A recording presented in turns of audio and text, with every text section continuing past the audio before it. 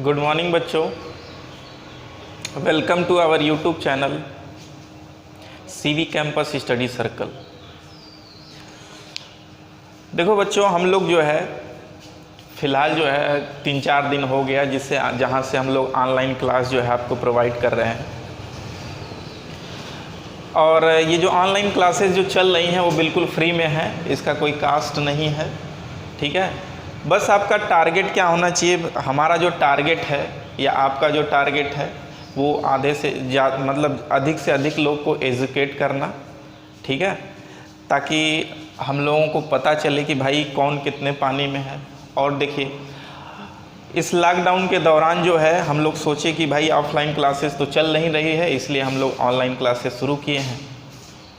और इसका तो देखिए, ऑनलाइन क्लासेस शुरू करने का मेन ये भी मोटिव है कि आप जो है घर बैठे तो आराम से बड़े अच्छे से पढ़ सकते हो, और वीडियो जो है वो आप जो है वीडियो जो भी क्लासेस बन रही है, जिस भी क्लास की या जिस भी सब्जेक्ट का वीडियो बन रहा है उसको आप लगातार जो है जितनी बार चाहो उतनी बार देख सकते हो, ठीक है। इसमें कुछ खर्चा नहीं करना है आपको, बस यूट्यूब पे जो है सर्च करना है सीवी कैंपस स्टडी सर्कल, और वहाँ से आपको हमारी जो है सारी वीडियो आ जाएंगी। अब तक जो है लगभग 17-18 वीडियो हम लोग अपलोड कर चुके हैं, जिसमें से 10th क्लास के मैथ साइंस इंग्लिश तीनों का अपलोड हो रहा है, और 12th क्लास में फिजिक्स का अभी तक लोड हुआ है और इंग्लिश का लोड हुआ है। और आज से हो सकता है आपको केमिस्ट्री का भी वीडियो मिले और मैथ का भी वीडियो मिले। तो हम लोग पूरी कोशिश कर रहे हैं कि आपको जितनी भी ज़रूरत पड़े, जो भी ज़रूरत है उस हिसाब से आपको सब कुछ प्रोवाइड किया जाए, ठीक है। तो इस दौरान हम लोगों को करना क्या है भाई, देखो लॉकडाउन पे आप घर पे बैठे हो, ठीक है, तो घर पे बैठे बैठे आप लोग पढ़ाई करिए, ठीक है। इधर उधर अभी करने से कुछ फ़ायदा नहीं है। जब लॉकडाउन खुल जाएगा तो आप जो है आपको लगेगा कि टाइम हमारे पास बहुत कम है। इसी कारण हम लोग कह रहे हैं कि आप जो भी कर रहे हैं घर पे, जो भी वीडियो बन रहा है उसको देखिए, पढ़िए, बार बार समझिए, उसको समझने की कोशिश करिए। और हम लोग कोशिश कर रहे हैं कि आप लोग को अच्छे से अच्छा कंटेंट बना के दें, ताकि आप लोग जो है अच्छे से अपने घर पे पढ़ाई कर सकें। चलिए, हम लोग जो है इंग्लिश में बात किए थे, अभी हमारा जो है लगभग 3 वीडियो बन चुका है इंग्लिश का 12th के लिए। और देखिए, मेन चीज़ ये है कि 12th यूपी बोर्ड जो होता है उसमें हो सकता है कि कुछ बच्चे इंग्लिश में कमज़ोर होंगे, तो वो बेसिकली जो है 10th के इंग्लिश के क्लास जो है 10th पार्ट 1, पार्ट 2, पार्ट 3 बना है, आप उसको चेक कर सकते हैं, देख सकते हैं उसको। और भाई देखिए, अब 12th में जो बच्चे गए हैं अब उनको ता-तीते नहीं पढ़ाया जाएगा, ठीक है। आप लोग इतना आगे चले गए हैं कि आपके डिक्शनरी में ता-तीते ये सब नहीं होना चाहिए। इंग्लिश का जो बेसिक फंडा है आपको उसको समझना है कि कैसे इंग्लिश काम करता है और क्या होता है इंग्लिश, ये समझना है आपको। और इंग्लिश पढ़ना क्यों है, आप तो अब तक इंग्लिश को सब्जेक्ट ही मानते आए हो, लेकिन इंग्लिश तो कोई सब्जेक्ट नहीं होता है। इंग्लिश तो भाई एक लैंग्वेज होता है, तो लैंग्वेज को लैंग्वेज की तरह ट्रीट करोगे तभी आप उसको अच्छे से कर पाएंगे और अच्छे से पढ़ पाएंगे। चलिए, हम लोग क्लास को अब आगे बढ़ाते हैं। इंग्लिश का जो बेसिक शुरुआत जो हमने किया था लेटर से किया था। लेटर क्या होता है, लेटर जो होता है वो साउंड को रिप्रेजेंट करने वाला एक सिंबल होता है। जैसे हमने कहा था आपसे कि हमने आपके सामने ये लिखा, ये एक सिंबल है और इसका साउंड क्या है, पी, और इसी चीज़ को क्या बोला जाता है, लेटर बोला जाता है। और इसी लेटर का जो ग्रुप बनता है, जैसे मान लो COW, जब इन्हीं लेटर का ग्रुप बनाते हैं, देखो C एक लेटर है, O एक लेटर है, W एक लेटर है। अब जब इनको कंबाइन करते हैं आपस में तो ये आपका एक मीनिंगफुल वर्ड निकलता है, जिसको ही आप क्या कहते हैं, वर्ड कहते हैं। बस कंडीशन ये है कि लेटर को कंबाइन करने पे जो वर्ड बनेगा उसका एक मीनिंग निकलना चाहिए, तभी वो वर्ड होगा, नहीं तो आप उसको वर्ड नहीं कह सकते। बेसिकली चीज़ आपको ये ध्यान रखना है। अब देखो, इंग्लिश में कितने वर्ड आप पढ़ते हो, इंग्लिश में देखो यही 8 वर्ड जो है आप पढ़ते हो, और इंग्लिश में सब कुछ वही है। इंग्लिश का जो पहला हमने बताया था कि पहला वर्ड होता है नाउन, दूसरा वर्ड होता है प्रोनाउन, और तीसरा वर्ड होता है आर्टिकल, चौथा इसी में ले लीजिए एडजेक्टिव होता है, एडवर्ब होता है, कंजंक्शन होता है, प्रीपोजिशन होता है। देख लो 1 2 3 4 5 6 7, एक छूट रहा है, noun pronoun verb adverb adjective verb adverb. देखो ये 8 लेटर है आपके सामने, noun pronoun article adjective adverb conjunction preposition और एक वर्ब होता है। अब देखो ये 8 वर्ड का आप लोग इम्पोर्टेंस समझ रहे हैं कि नहीं समझते हो। जब एक सेंटेंस बनाते हो ना, जब भी आप एक सेंटेंस बनाते हो तो सेंटेंस में आपको इन्हीं 8 में से कोई ना कोई एक मिलेगा, ये जान लो। सेंटेंस जो भी बनता है, देखो बच्चों जैसा कि हमने बताया कि जब आप भी जो भी मतलब ये वर्ड जो है आप जो पढ़ रहे हैं, इस 8 वर्ड का डिस्कस करना है और इसी को कंबाइंड तौर पे आप पार्ट्स ऑफ स्पीच के नाम से सुने हो। इंग्लिश में आप जो भी पढ़ते हो जो भी करते हो, जैसे हमने एक सेंटेंस बनाया, जैसे हमने कहा the book is on the table, ठीक है, the book is on the table and your book is on my table, ठीक है। इसमें हम देखो हर लगभग कोशिश करेंगे कि हर जो है सारे जो है ना सारे वर्ड्स का हम जिक्र कर दें। चलो देखो ये द वर्ड है, ये है आर्टिकल, देखो द क्या है आर्टिकल है, बुक क्या है नाउन है, और इज क्या है वर्ब है, ऑन क्या है प्रीपोजिशन है, द क्या है आर्टिकल, टेबल क्या है नाउन, एंड क्या है कंजंक्शन, यू क्या है प्रोनाउन, बुक क्या है नाउन, इज क्या है इज वर्ब है, ऑन क्या है प्रीपोजिशन, ये क्या है ये प्रोनाउन है, और ये क्या है टेबल नाउन है। तो ये नाउन के पहले क्या आता है हमेशा एडजेक्टिव, ये भी याद रखना है आपको, सॉरी एडजेक्टिव। तो देखो हमने एक सेंटेंस लिखा the book is on the table and your book is on my table. क्या लिखा हमने, फिर से देख लीजिए, the book is on the table and your book is on my table, ठीक है। तो इसमें जो है हमने जितना भी अंडरलाइन किया है वर्ड, जो भी सारे के सारे अंडरलाइन किए, और ये अंडरलाइन किए हुए सारे वर्ड इसी 8 के अंदर आ जाएंगे। मतलब इनमें से इन 8 में से कोई ना कोई वर्ड होगा। कहने का मतलब है आप एक सेंटेंस जितना भी बड़ा बना लो या जितना भी छोटा बना लो, इस 8 वर्ड से आगे मतलब इन 8 में से ही कोई ना कोई एक आपका आएगा। ये बेसिकली आपको समझना पड़ेगा इसके लिए, ठीक है। तो आप जो है एक एक चीज़, कहने का मतलब है सेंटेंस ही तो बनता है। आपकी जो बुकें होती हैं, जो आप रीडिंग करते हो, जो राइटिंग स्किल करते हो, ये सब के सब उसमें क्या होता है, यही सेंटेंस ही तो बनाते हो। तो क्या आपको ये नहीं लगता है कि जैसे हम लोग ये 8 वर्ड का नॉलेज ले लिए तो हमको इंग्लिश नहीं आ जाएगा? सोचिए इस बात को थोड़ा से कि हम जो है बेसिकली 8 वर्ड है। अब देखिए एक सेंटेंस में यही 8 वर्ड है, और देखो सेंटेंस में 8 वर्ड आता है तो ऐसा कहने का मतलब ये है एट ए टाइम हम 8 का बात कर सकते हैं। एट ए टाइम 8 का बात करने का मतलब क्या है, यदि एक सेंटेंस में एक बार में 8 आ रहा है तो क्या हम 8 का जिक्र नहीं करेंगे? तो ऐसा तो नहीं ना है कि हम नाउन चैप्टर पढ़ रहे हैं तो उसमें वर्ब का जिक्र नहीं करेंगे। ये सब बेसिकली ये सब चीज़ होना चाहिए, ठीक है। हम देखो इंग्लिश को कनेक्ट करके बताएंगे, एक एक के पीछे बेसिक कंसेप्ट रहेगा, और एट ए टाइम हम 8 का यूज कर सकते हैं, और 8 का यूज करने से आपका और स्ट्रांग होता जाएगा, ठीक है।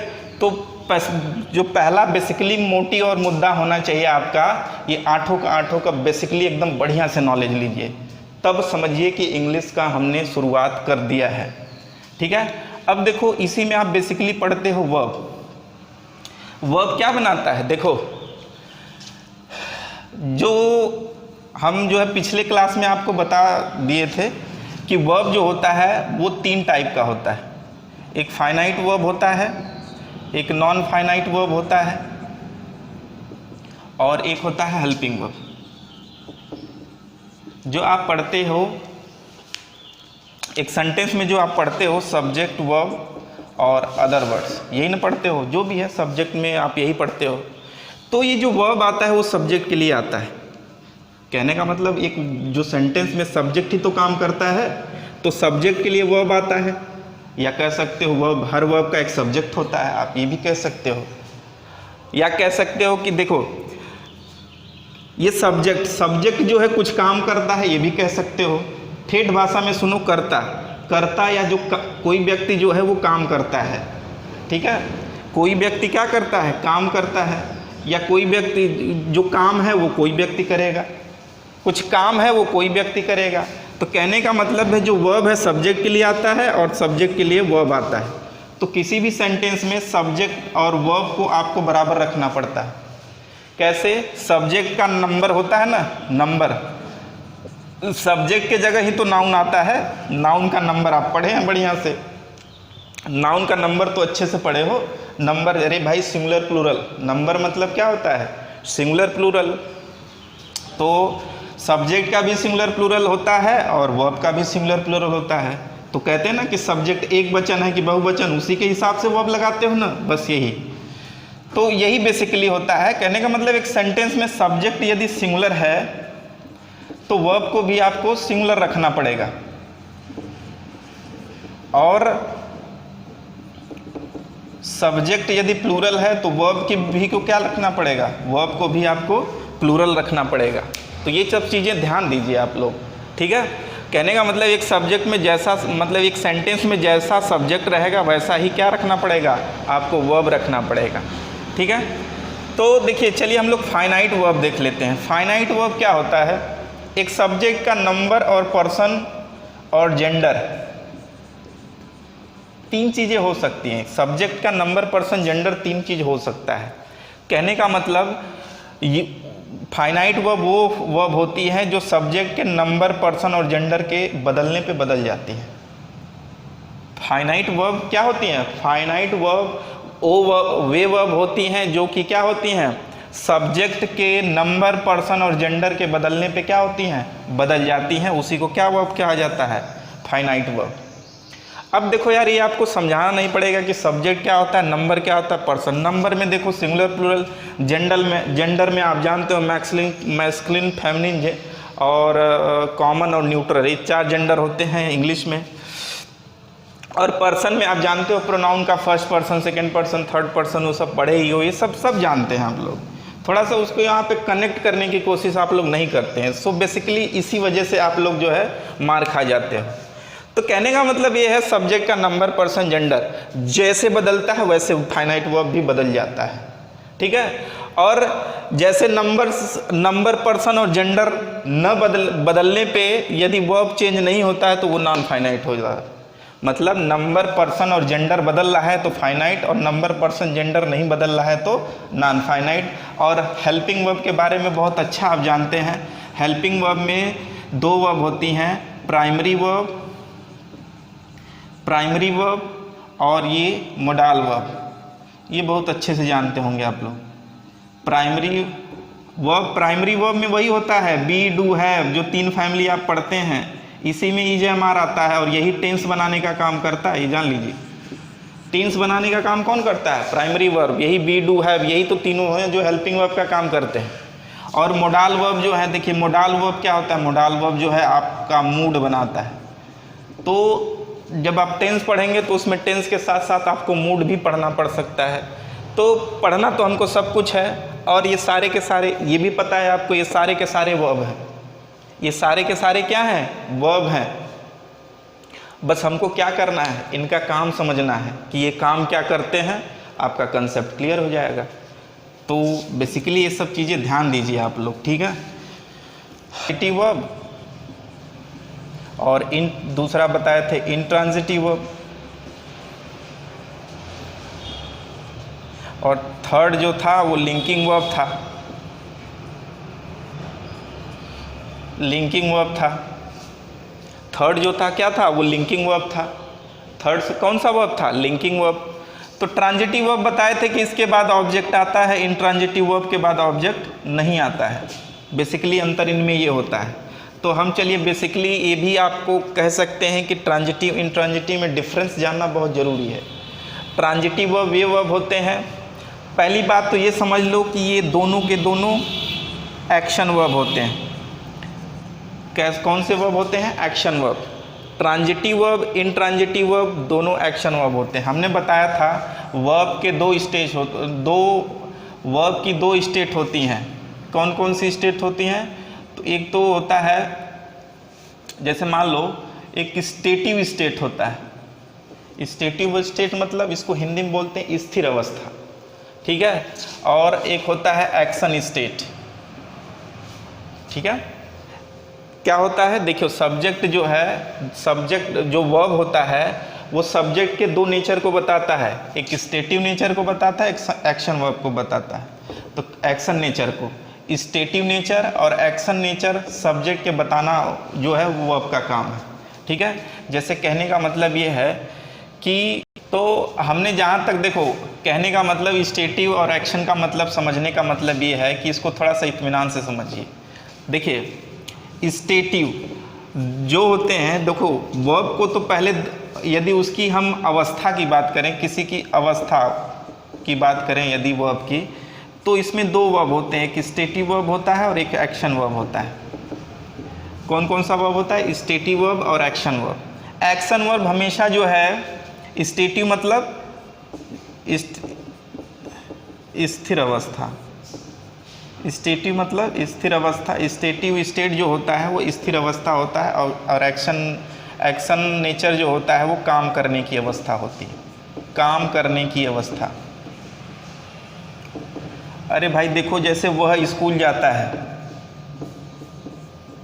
स्कूल जाता है, वह स्कूल जाता है, तो बताओ इसमें सब्जेक्ट काम कर रहा है, जाने का काम कर रहा है।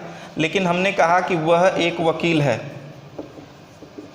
वह एक वकील है, तो इसमें बताओ कहाँ जो है सब्जेक्ट काम कर रहा है?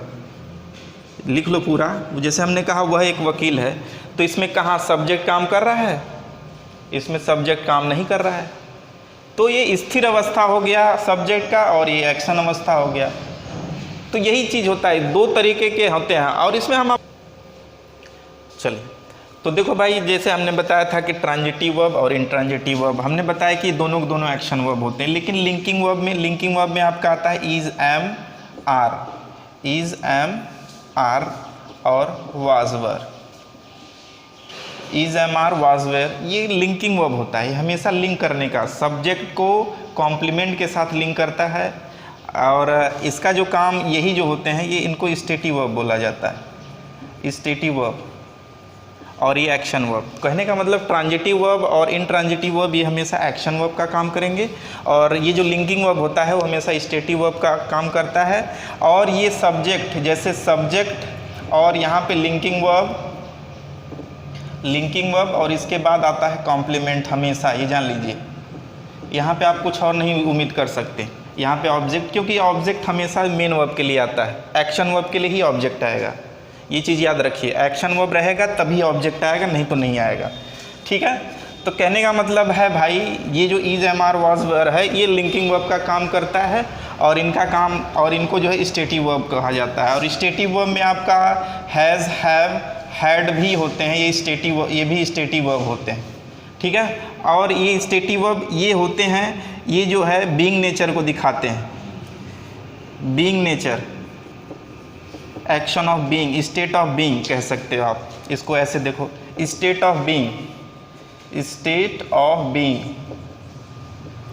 स्टेट ऑफ बीइंग का मतलब किसी चीज़ के होने की बात बताते हैं, ठीक है। और ये होते हैं, ये जो है स्टेट ऑफ पोजीशन दिखाते हैं, स्टेट ऑफ पोजीशन, पोजीशन मतलब अधिकार दिखाते हैं।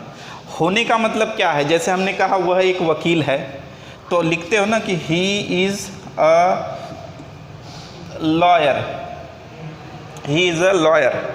तो अब बताओ वह एक वकील है, यहाँ पे लिख लो एकदम, मोहन लिख लो, मोहन इज़ अ लॉयर।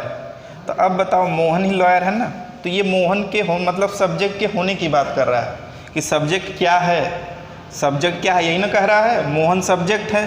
तो इज़ क्या कर रहा है? इन दोनों को लिंक कर रहा है, इसीलिए इसको लिंकिंग वर्ब कहा जाता है।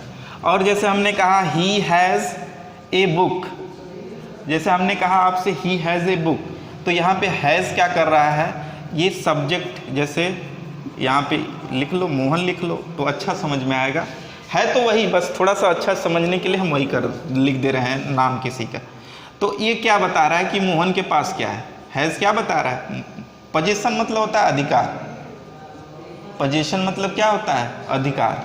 तो मोहन क्या कर रहा है कि मोहन के पास क्या है ये बताने का काम कर रहा है, ये हैज़ हैव हैड। ठीक है, तो प्रेजेंट में हैज़ हैव रहेगा और पास्ट में हैड रहेगा। तो ये चीज़ आपको समझना पड़ेगा कि ये स्टेटिव वर्ब होते हैं, ये एक्शन वर्ब होते हैं, इनके बाद ऑब्जेक्ट नहीं आता है, कॉम्प्लीमेंट आता है। ये सब आप जानिए समझिए।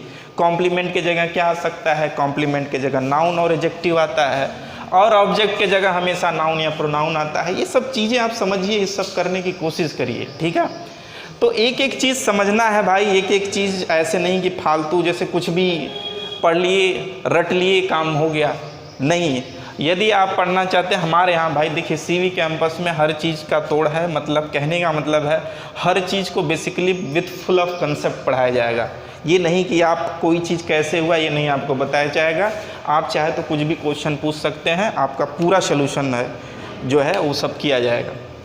तो आपको करना क्या है कि भाई देखिए जो जो वीडियो पीछे के बन रहे हैं उसको उस वीडियो को इस वीडियो के साथ सबको लिंक करते जाइए। मतलब पार्ट 1 पार्ट 2 पार्ट 3 आप बड़े अच्छे से मतलब एक एक करके पढ़ो, तब जाके कंसेप्ट और अच्छा क्लियर होगा। और नहीं समझ में आ रहा है तो आप पूछ भी सकते हो, या वीडियो को बार बार देखिए तब भी आपका कंसेप्ट और अधिक क्लियर होता जाएगा।